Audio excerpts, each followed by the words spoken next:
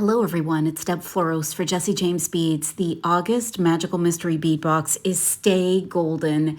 And oh my gosh, there are so many fun things in this box. You've got some earring components and these amazing floral head pins. There's like 3 different flowers.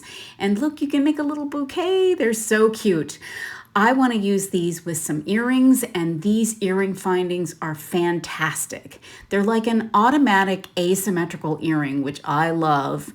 They've got 2 loops at the bottom. I'm also eyeballing some beads from this strand. So I'm going to take my round nose pliers and I'm going to put that at the end of the flower, and I'm going to pull the wire up, and then I'm going to pull it around. So I'm going to create a loop, and then I want to wire wrap around what's there. But before I do that, I want to attach it to the earring component, which, by the way, I didn't do the first time I made this.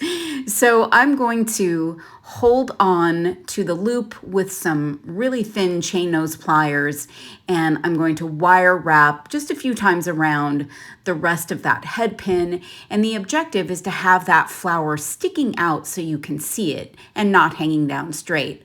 Look at this bead with this flower head pin. It is a perfect match. It looks like the sun or another flower even.